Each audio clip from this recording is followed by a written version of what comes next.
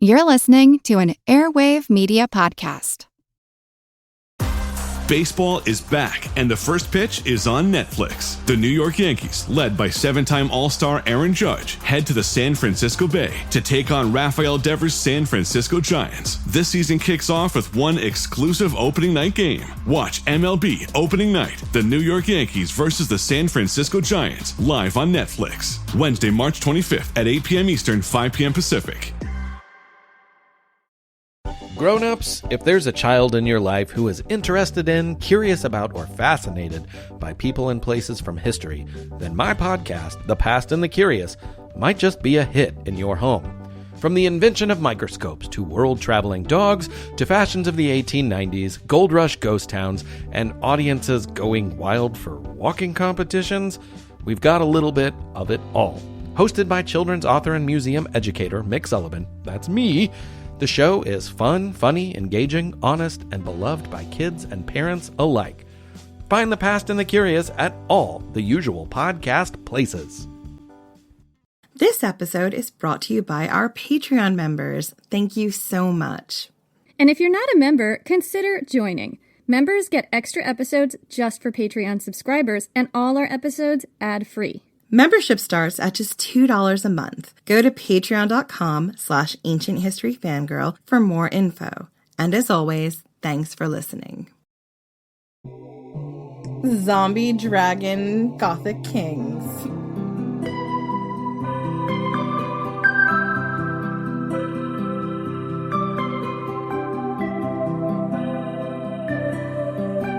He was a fierce barbarian warlord, a man who had stood between his people and the brutal Roman Empire since the sack of Rome. She was a pampered Roman Imperial princess known for her beauty and piety, but with a core of iron strength. Born enemies, the love of Ataulf and Galla Placidia is marked by tragedy, but in its time, it burned hot enough to reshape an empire. I'm Jenny Williamson. And I'm Jen McMenemy. And this is Ancient History Fangirl. I write romance novels, and I'm always intrigued by real-life romances in history. These stories stand out to me, bright threads in a dull tapestry of practical political relationships. Two people coming together against impossible odds, defying geography, culture, and tradition to be together. This is one such story, that of Ataulf and Galla Placidia.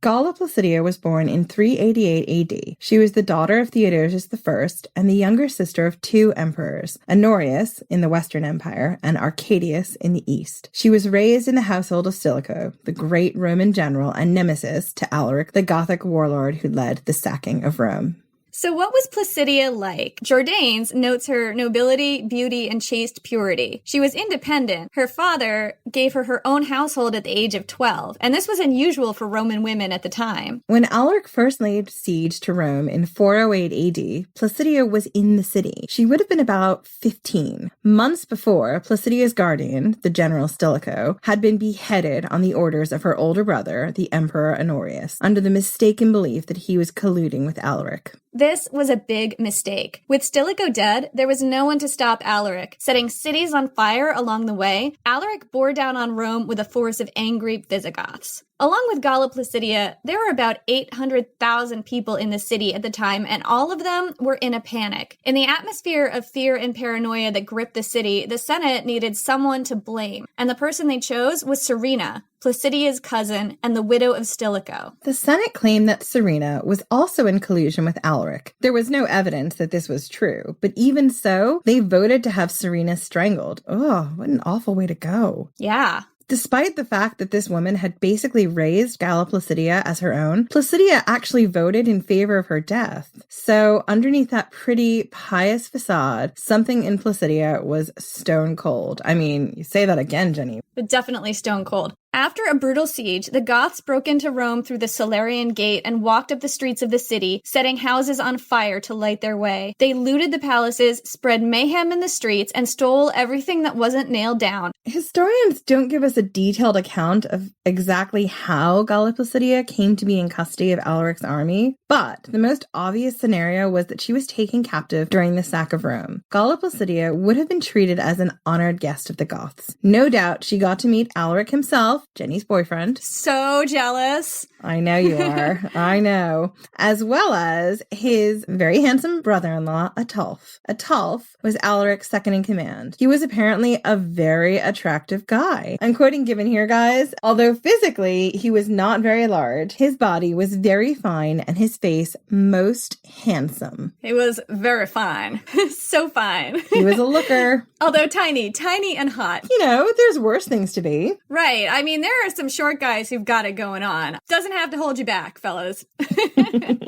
When the barbarians marched from Rome down to the southern coast of Italy and tried to sail to North Africa, Galla Placidia was with them. And when Alaric died of fever after his ship sank in a storm, Galla Placidia was with them then too. When the Goths rerouted a river, buried Alaric in the riverbed, and then routed the river back over his grave, killing the gravediggers so his grave would always stay secret, Galla Placidia may have been among the mourners. Ataulf took Alaric's place as king and led his people from the south of Italy all the way up to Gaul. Galla Placidia went with him on this long march. Whereas Alaric took a burn-it-to-the-ground approach to Roman relations, Ataulf was initially more diplomatic. He even got the Romans to pay his people a grain dole on their way up to Gaul. They might have been paying them to leave. However, when Honorius' general, Constantius, started demanding that the Goths return Placidia, even threatening to shut off the grain supply if they didn't, Ataulf responded by pillaging southern Gaul. Clearly, by this time, he was determined to hold on to her. In 414, about 4 years after the sack of Rome, Ataulf and Galla Placidia got married, and by some accounts, the couple were in love. Edward Gibbon waxes purple. And when does Edward Gibbon not wax purple, I ask you?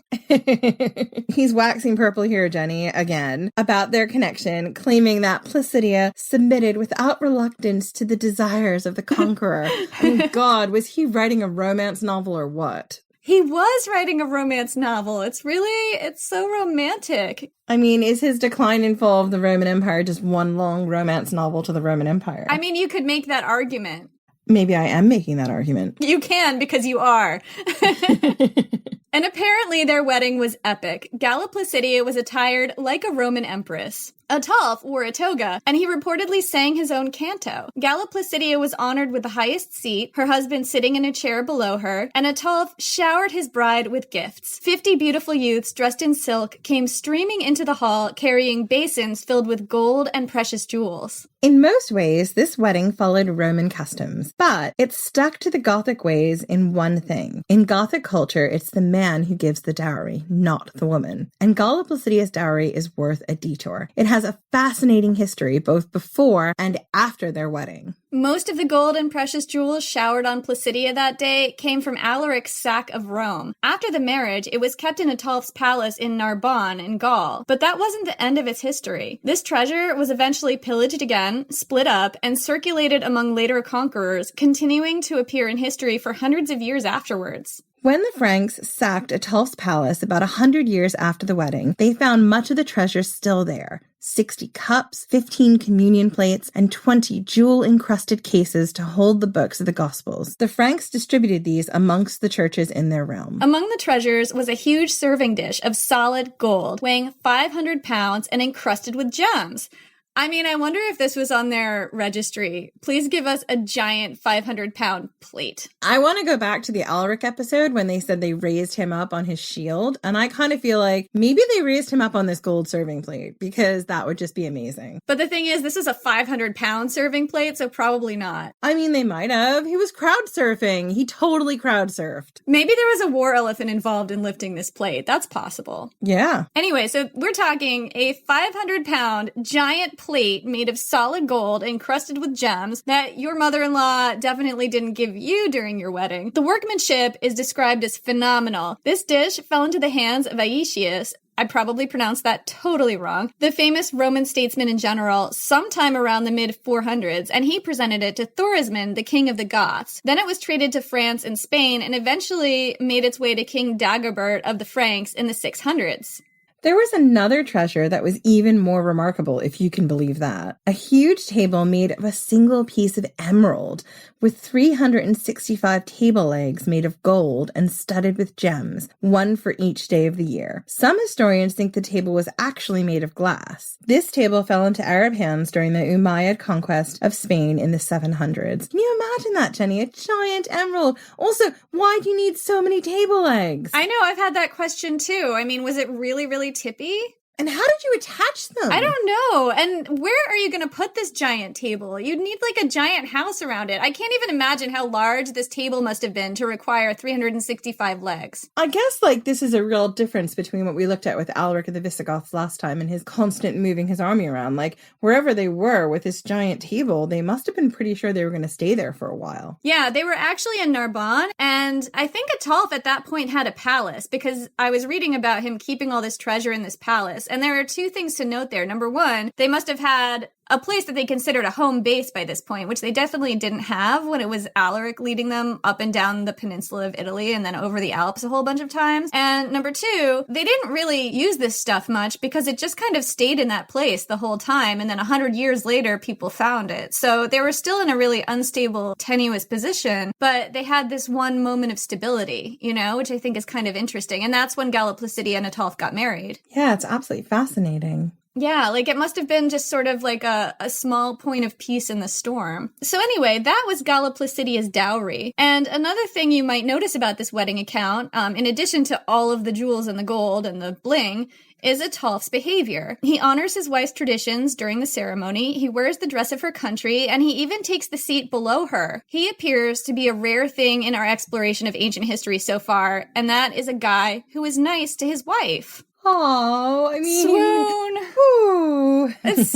It's so refreshing. It's just a guy who isn't a massive douche canoe to his wife. And there have been so many of them on this podcast already. So it looks like a love match to me. I'm also aware that at this point in the story, the bar is low, but I'm also aware of the dangers of looking at people from the ancient world through a modern lens. They often saw things so differently than we do, and there's a massive chance that I am completely romanticizing their relationship. Yeah, I mean, most marriages in the ancient world, especially among high-ranking people, are hard-headed political unions, and they're not love matches. Both of these people had something to gain by marrying each other. Gibbon mentions that the Gothic king aspired to call himself brother of the emperor. For Galla Placidia's part, she was already a captive of the Goths, and marrying their leader gave her a position of safety within her captivity. Also, Stockholm Syndrome is a real thing. She's been with these people for 4 years at this point. Yeah, it's 4 years. So, yeah, it happened. Stockholm Syndrome. I mean, half the romance novels I've read would not have happened without Stockholm Syndrome. There's that.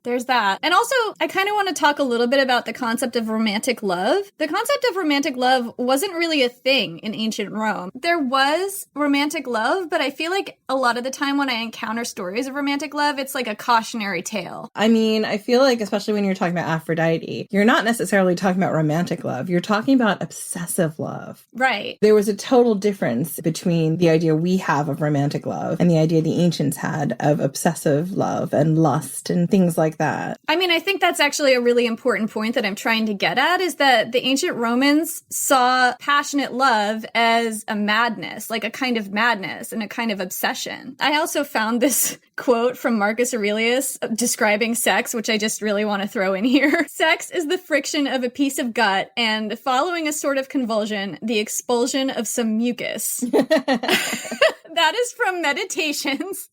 And that is possibly the worst sex scene I have ever read in my life.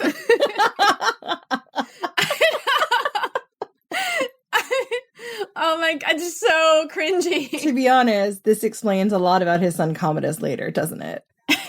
That isn't to say that the ancient Romans didn't have a concept of passionate love. In Plato's Symposium, Aristophanes explains sexual attraction and love as the natural result of the gods splitting beings into various genders, doomed always to attract each other and to be incomplete without each other. So that very cliched Jerry Maguire, "you complete me" speech was actually based on a very ancient concept. However, ideal marital love in ancient Rome was considered more a feeling of loyalty than a meeting of the minds and hearts. In ancient Rome, marriages, especially upper-class marriages, were expected to be fruitful in terms of children and to provide a political benefit to both parties, but passionate love didn't have to enter into it.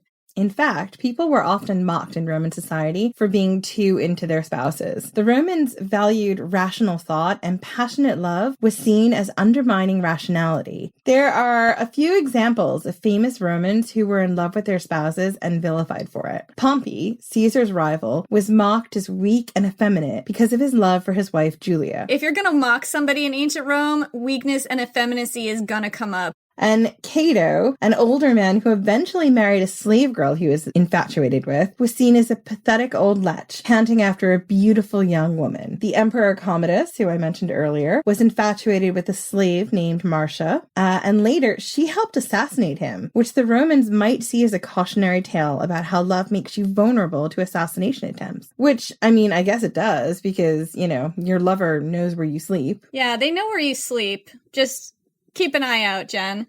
There's a reason I'm single.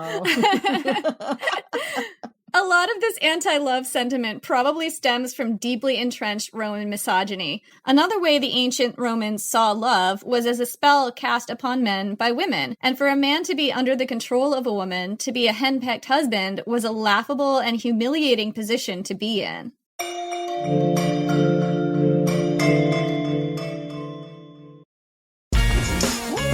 Refreshing wild cherry cola meets smooth cream.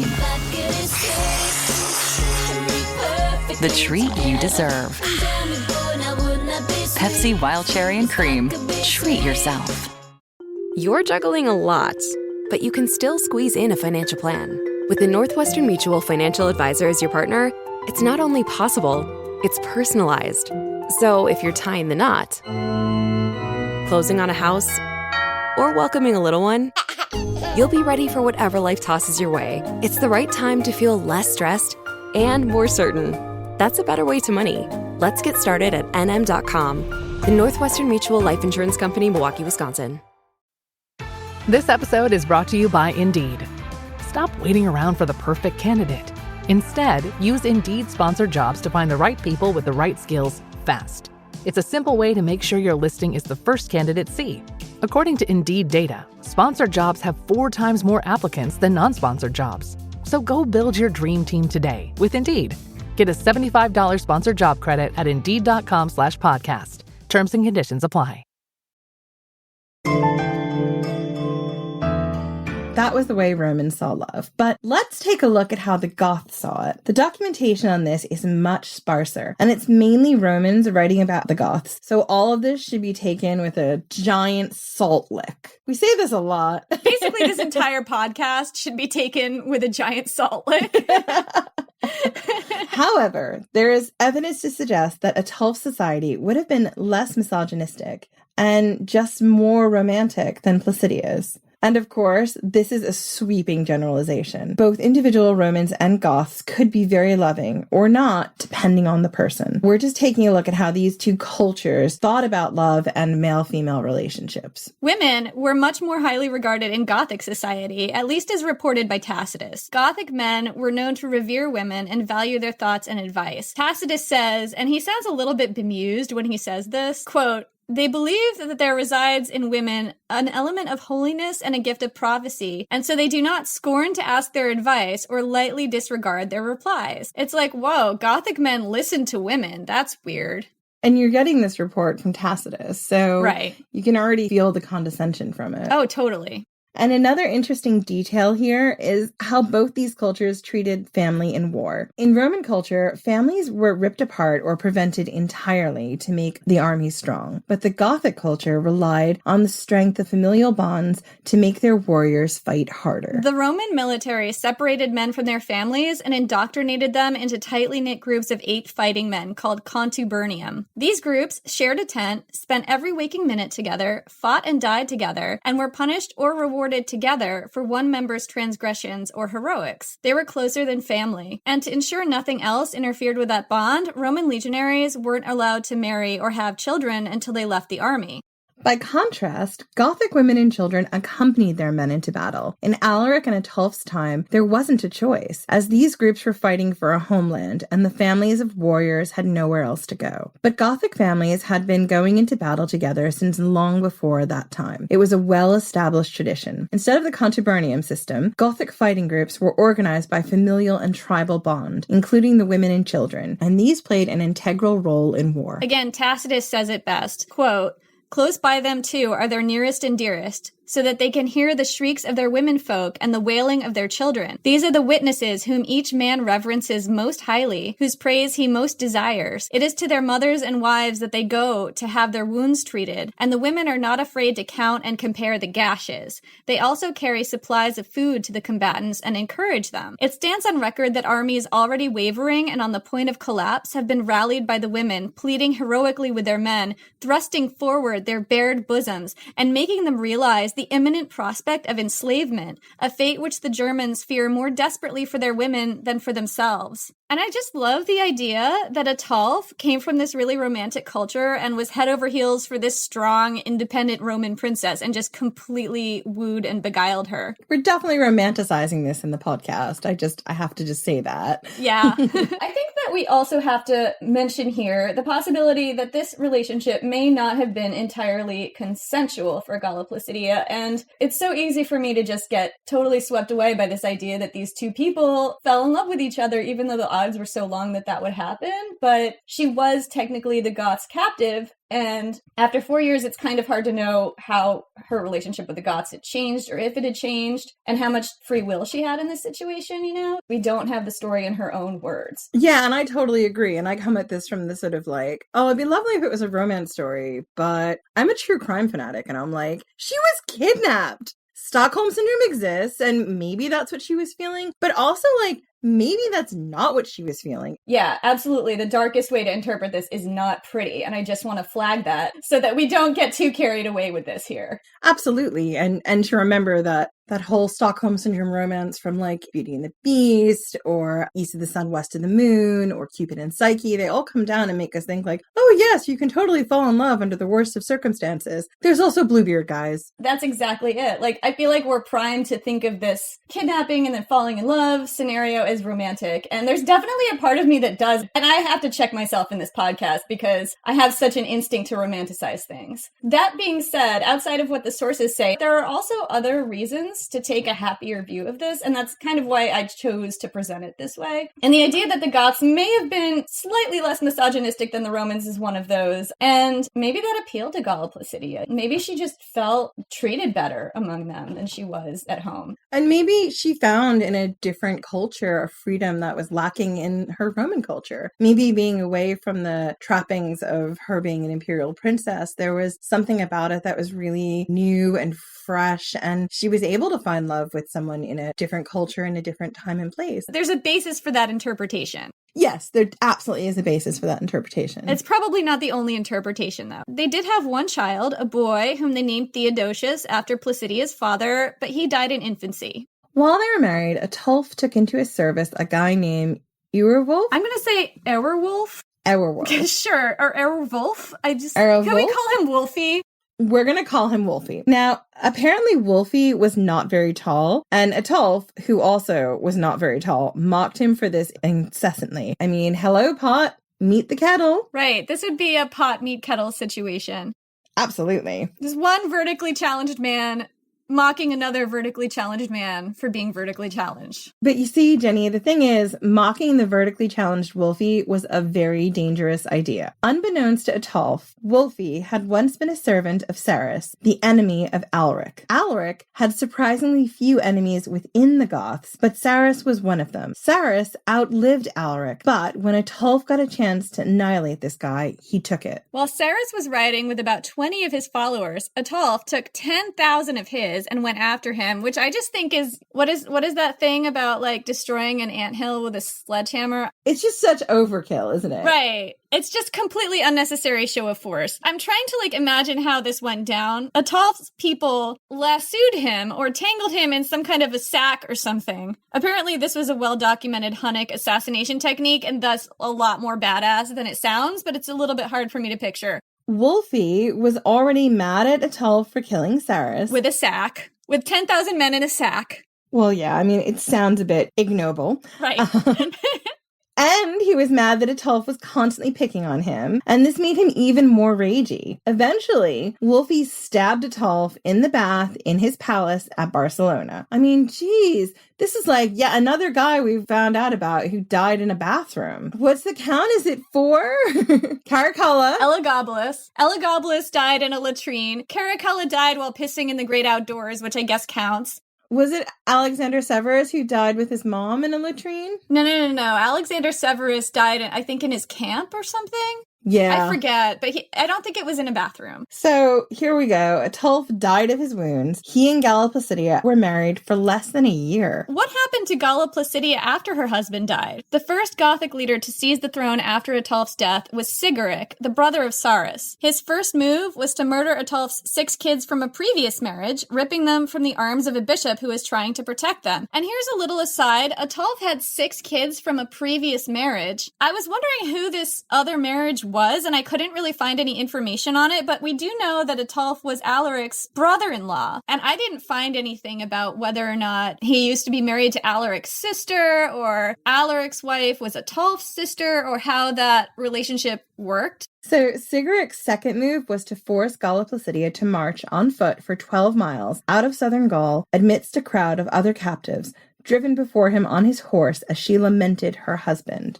But Sigeric didn't have time to do much more than that. He lasted only a week as king before he was murdered by his own men. Someone named Wallia was elected after him. King Wallia started off his reign by taking a page from the Alaric playbook. I mean, Jenny's favorite historical boyfriend's playbook. It's my favorite playbook.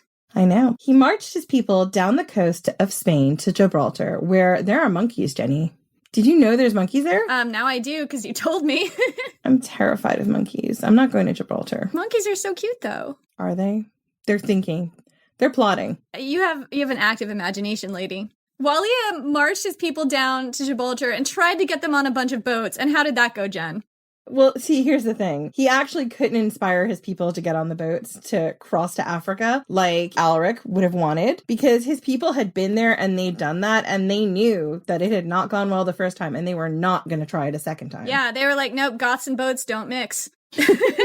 At this point, Wallia was out of options. His people turned back on the countryside, pillaging until the land was empty, and then they had to live on that land. And it wasn't long before his people were starving, and they kind of brought it on themselves. So soon the Vandals, another Gothic tribe, were selling them grain at the exorbitant rate of 1 gold solidus per spoonful, and mocking them by calling them truly, or, quote, spoonies, based on the Latin word trula for spoonful. And I got that delightful little detail from Guy Halsell's Barbarian Migrations in the Roman West. And I just want to say, there is so much mocking in the ancient world, and it all has really dire consequences. Like, these people have never heard of sticks and stones may break your bones, but words may never hurt you.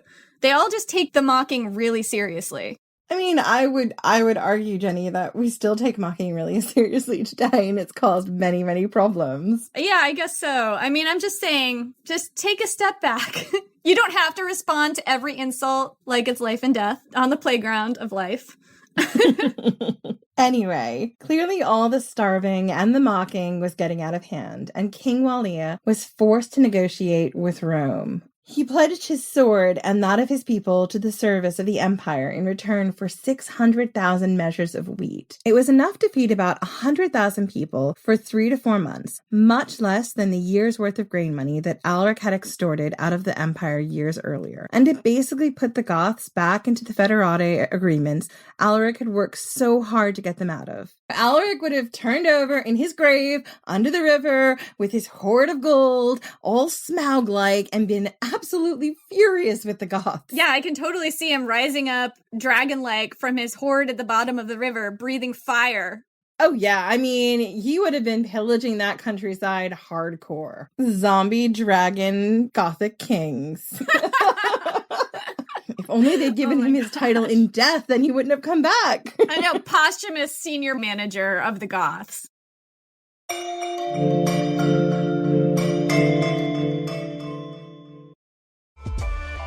Kraft Mac and Cheese is better than 90s hip-hop. We'll remind you of your childhood without making you feel incredibly old. Kraft mac and cheese. Best thing ever. Throughout history, royals across the world were notorious for incest. They married their own relatives in order to consolidate power and keep their blood blue. But they were oblivious to the havoc all this inbreeding was having on the health of their offspring. From Egyptian pharaohs marrying their own sisters to the Habsburgs' notoriously oversized lower jaws. I explore the most shocking incestuous relationships and tragically inbred individuals in royal history. And that's just episode 1. On the History Tea Time podcast, I profile remarkable queens and LGBTQ+ royals, explore royal family trees, and delve into women's medical history and other fascinating topics. I'm Lindsay Holiday, and I'm spilling the tea on history. Join me every Tuesday for new episodes of the History Tea Time podcast, wherever fine podcasts are enjoyed.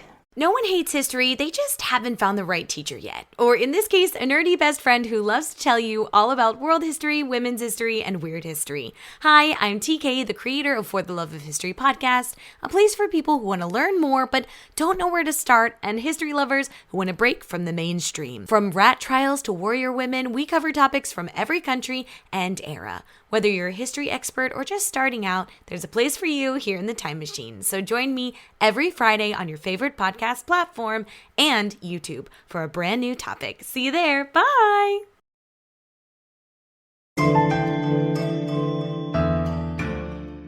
King Walia also traded Placidia back to the empire as part of this deal. Her Roman family immediately married her off to her dead husband's archenemy, Flavius Constantius, the Roman general. So if Ataulf is this story's romantic hero, Constantius is its villain. The historian Olympiodorus describes him like this. In public processions, Constantius was sullen and morose. He had bulging eyes, a thick neck, and massive head. When riding, he always slumped over the horse's neck, looking shiftily from side to side, so that he seemed to have a very tyrant's look. I mean, that doesn't sound that attractive compared to Ataulf, who was very fine. He was very fine, but very wee. Kind of like a handsome leprechaun. But Constantius had bulging eyes. I mean, that's not like a desirable quality. Unless you're a baby. Yeah, babies are also unattractive in my opinion. Oh, it's harsh.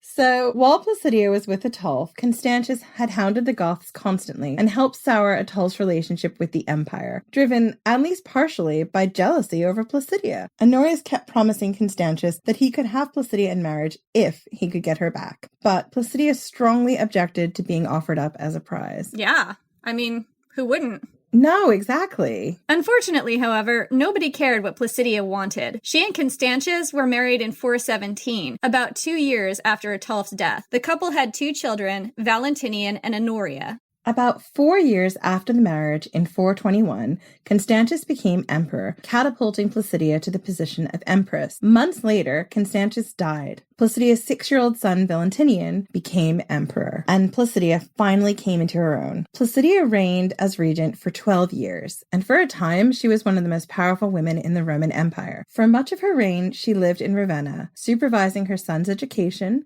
presiding over court, and settling high-profile disputes. When a violent succession crisis plunged Rome into turmoil after the death of Pope Zosimus, Placidia stepped in to support the election of Pope Boniface I. She also commissioned a number of public works, including churches, and for the rest of her life, Placidia was accompanied by a contingent of intensely loyal Gothic bodyguards from her time with Ataulf. Placidia died in her 60s. One of the buildings she commissioned was a mausoleum in Ravenna that's now a UNESCO World Heritage Site. Constantius is buried there, but Placidia isn't, and for a long time, no one knew where she was buried. But in 1458, a marble casket was found in Honorius's mausoleum at the chapel of St. Petronella on the Vatican Hill in Rome. It contained 2 smaller caskets, both sheathed in silver. One held a very young child, the other an older woman. The body of the woman is believed to be Placidia, and the body of the child is thought to be her son, not Valentinian, but her first child, Theodosius. According to records from the time, Placidia had the child's body moved from Gaul the year she died. If this is right, Galla Placidia chose not to be buried with Constantius, but with the child she bore with Ataulf. And that's it for today. We'll be back in 2 weeks. In the meantime, you can find us on Twitter at Ancient Hist Fan and Facebook and Instagram at Ancient History Fangirl, and on our website, ancienthistoryfangirl.com. And don't forget to subscribe. You can find our podcast on iTunes, Stitcher, Google Play, SoundCloud, and wherever podcasts usually hang out. And if you like what we do, please consider leaving us a review. We're just getting started, and it helps us get seen. And also, if you like what we do and you're a little flush with cash and you want to help keep us going, we have an easy way for you to do that. Just go to our website, ancienthistoryfangirl.com, and click on the link on our homepage that says buy us a latte. This helps us keep the lights on and pay for recording equipment, sound editing, hosting services, research materials, and the caffeinated beverages that keep us up and researching at night. Thank you so much. Your help, your reviews and ratings and word of mouth, and your listening ears are so deeply appreciated. Yes, thank you so much.